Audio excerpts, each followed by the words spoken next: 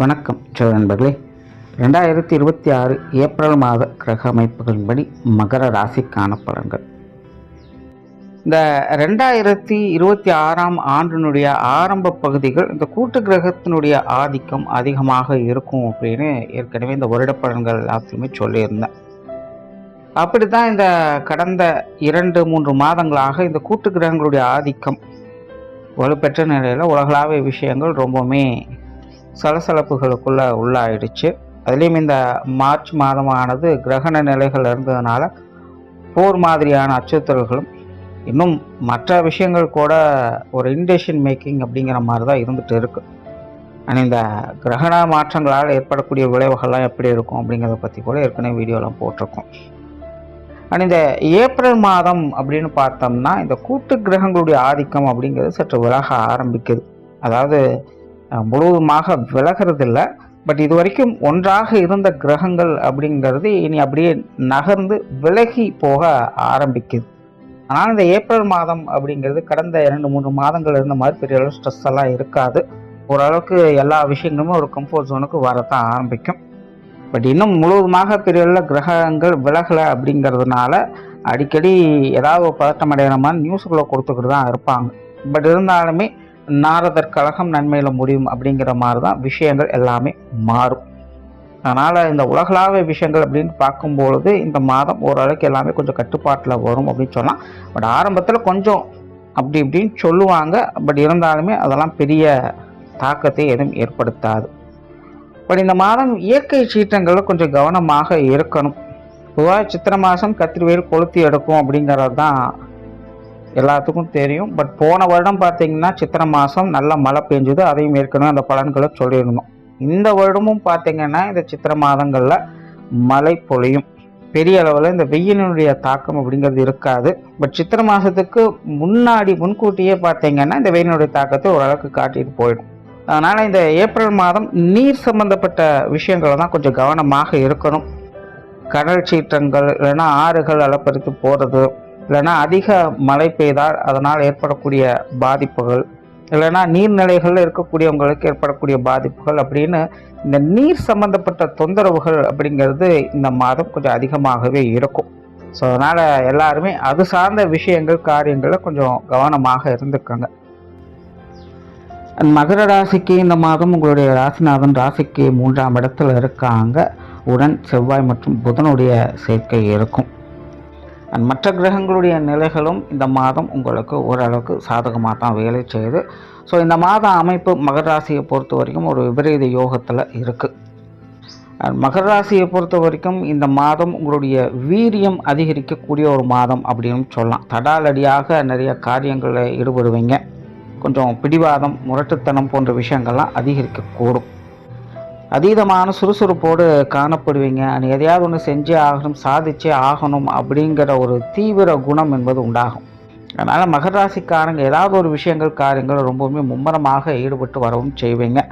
சும்மா இருக்கிறது அப்படிங்கிறதே உங்களுக்கு ரொம்பவுமே கடினமாக இருக்கும். பட் என்னென்னா மகரத்தை பொறுத்த வரைக்கும் விபரீத யோகத்தில் செயல்பட்டுக்கிட்டு இருக்கிறதுனால கொஞ்சம் கான்ட்ரவர்சியான விஷயங்கள் அப்படிங்கிறது இருக்கத்தான் செய்யும். குறிப்பாக இந்த மாதம் மகர ராசிக்காரங்க மற்றவங்க மேலே எரிஞ்சு விலகக்கூடிய தன்மை அப்படிங்கிறது இருக்கும். ஏன்னா நினச்ச மாதிரி காரியம் முடியணும், வேலை கரெக்டாக நடக்கணும், மற்றவங்களுடைய டிஸ்டர்பன்ஸ் இருக்கக்கூடாது, தலையீடுகள் இருக்கக்கூடாது, எல்லா விஷயங்களுமே கண்ட்ரோல் பண்ணும், மேனேஜ் பண்ணும், இப்படிங்கிற விஷயங்களில் அதிக முனைப்போடு மகர ராசிக்காரங்க இந்த மாதம் செயல்பட்டு வருவாங்க. இதனால் கூட இருக்கிறவங்க மேலே கொஞ்சம் எரிஞ்சு விழக்கூடிய தன்மை அப்படிங்கிறது இருக்கத்தான் செய்யும். ஸோ இந்த விஷயங்களை மட்டும் கொஞ்சம் பார்த்து அனுசரித்து போய்க்கங்க. அதனால் மகர ராசிக்காரங்களுக்கு இந்த மாதம் கொஞ்சம் காரசாரமான விஷயங்கள் அப்படிங்கிறது இருக்கத்தான் செய்யும். ஆனாலும் வெற்றி வாய்ப்புகளை பார்த்து வருவீங்க. முடிவுகள் உங்களுக்கு சாதகமாக தான் இருக்கும். நீங்கள் என்ன நினைக்கிறீங்களோ அதை தான் செய்வீங்க. அதனால் கொஞ்சம் தேவையில்லாத காரசாரமான வாக்குவாதங்கள் மட்டும் இந்த மாதம் கொஞ்சம் குறைச்சிக்கங்க. தொழில், வேலை, உத்தியோகம் சம்பந்தப்பட்ட விஷயங்கள் இந்த மாதம் சாதகமாகவே இருக்குது அப்படின்னு சொன்னால் முன்னாடி சொன்ன மகராசிக்காரங்க ஏதாவது ஒன்று சாதிக்கணும் அப்படிங்கிற உத்வேகம் அதிகரிக்கக்கூடிய ஒரு மாதம். அதனால் உங்களுடைய காரியங்கள் ரொம்ப சிறப்பாக செயலாற்றி வருவீங்க. காரிய திருப்தி அப்படிங்கிறது இருக்கத்தான் செய்யும். என்ன போகிற பாதைகள் அப்படிங்கிறது கரடுமுரடாக இருக்குது அப்படிங்கிறதான் பிரச்சனை. ஆனாலும் அதை உங்களுக்கு சாதகமாக தான் மாற்றி வருவீங்க. ஸோ இதெல்லாமே இந்த மாதம் உங்களுடைய கரியர் ரிலேட்டடாகவும் அதிகமாக பிரதிபலிக்கும். அதனால் மகர ராசிக்காரங்க இந்த மாதம் ரொம்பவுமே சுறுசுறுப்பாக செயலாற்றி வருவீங்க. உங்களுடைய திறமைகள் மற்றவங்களுக்கு பலன் கொடுக்கும்.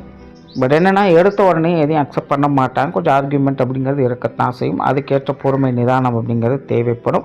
மற்றபடி தொழில் வேலை உத்தமமாக இந்த மாதம் சாதகமாக தான் இருக்குது. புதிய வேலை வாய்ப்புகள், தொழில் வாய்ப்புகள் போன்ற விஷயங்கள் கூட உங்களுக்கு சிறப்பாகவே அமையும். வெளியூர் மற்றும் வெளிநாடு சம்பந்தப்பட்ட விஷயங்கள் இந்த மாதம் ஒரு அளவான நிலைகளில் இருக்குது.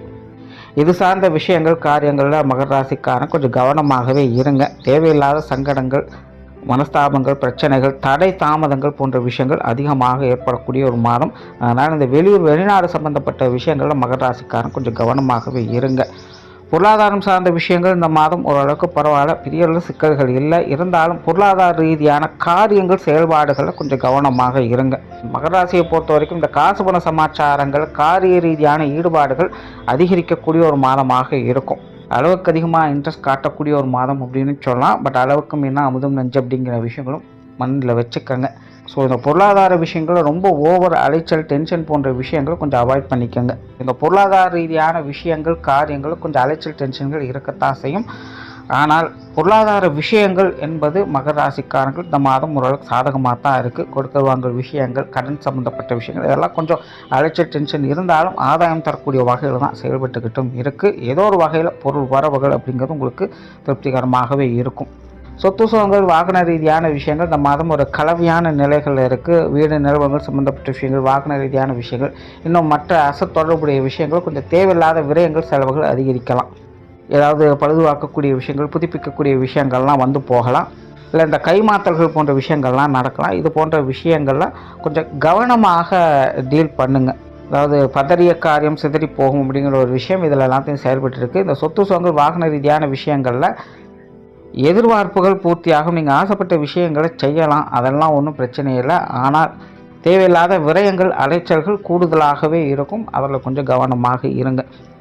அதோட மகர ராசிக்கு இந்த ஆடை ஆபரண சேர்க்கைகள், பொன்பொருள் சேர்க்கைகள் போன்ற விஷயங்கள் கூட இந்த மாதம் சிறப்பாகவே இருக்குது. குடும்ப விஷயங்கள், காரியங்கள் முற்றிலுமே ஒரு கலவையான நிலைகள் தான் இருக்கும். குடும்பத்துக்குள்ளே கொஞ்சம் காரசாரமான விவாதங்கள் அப்படிங்கிறது அதிகமாகவே இருக்கும். குடும்ப தேவைகள் பூர்த்தியாகும். குடும்ப விஷயங்கள், காரியங்களில் ஈடுபாடுகள் அதிகரிக்கும். குடும்பத்துக்குள்ள ஒரு சுமூகமான மன மகிழ்ச்சி தரக்கூடிய விஷயங்களையும் அப்பப்போ பார்த்துக்கிட்டு தான் வருவீங்க. ஆனாலும் குடும்பத்துக்குள்ள, குடும்ப உறவுகளுக்குள்ள காரசாரமான விவாதங்கள் என்பது தவிர்க்க முடியாததான் இருக்கும். இந்த விஷயங்களை பெரிதாகாமல் பார்த்துக்கங்க. திருமண அமைப்புகள், புத்திரபாக்கிய அமைப்புகள் ஓரளவுக்கு சாதகமாக இருக்குது. பெற்றோர்கள் சம்பந்தப்பட்ட விஷயங்கள், குழந்தைகள் சம்மந்தப்பட்ட விஷயங்கள் மகர ராசிக்காரங்களுக்கு இந்த மாதம் கொஞ்சம் நல்லபடியாக இருக்குது அப்படின்னு சொல்லலாம். ஆனால் கணவன் மனைவி உறவுகள், உடன்பிறப்புகள் சம்மந்தப்பட்ட விஷயங்கள் கொஞ்சம் கான்ட்ராஸ்டான விஷயங்கள் அதிகமாகவே இருக்கும். நீங்கள் ஒன்று சொல்ல அதுக்கு மாற்றி அவங்க வேறு ஒன்று சொல்ல அப்படிங்கிற மாதிரி தான் விஷயங்கள் போகும். ஸோ இந்த மாதிரி விஷயங்களை கொஞ்சம் பார்த்து அனுசரித்து போய்க்கோங்க. பட் எதுவாக இருந்தாலும் முடிவு வெற்றி உங்களுக்கு தான், அதில் எந்த மாற்றமும் இல்லை. ஆனாலும் அந்த வெற்றியை போராடி பெற வேண்டிய சூழ்நிலைகள் தான் இருக்குது. அதில் மனஸ்தாபங்கள் ஏற்படாமல் பார்த்துக்கிட்டிங்கனாலே இந்த மாதம் உங்களுக்கு எல்லாமே சிறப்புகளாக தான் இருக்கும். உடல்நலம் சார்ந்த விஷயங்கள் கொஞ்சம் கவனம் தேவை. குறிப்பாக அடிக்கடி டென்ஷன் ஆகக்கூடிய நிலைகள் இருக்கிறதுனா உடல் சோர்வுகள், தலைவலி இந்த மாதிரி விஷயங்கள் அதிகமாக இருக்கும். உணவு சார்ந்த விஷயங்கள் கொஞ்சம் கவனம் எடுத்துக்கங்க. மாணவர்களுக்கு கல்வி வித்தை சம்பந்தப்பட்ட விஷயங்கள், காரியங்கள் சாதகமாகவே இருக்குது. அதில் எந்த பிரச்சனையும் இல்லை.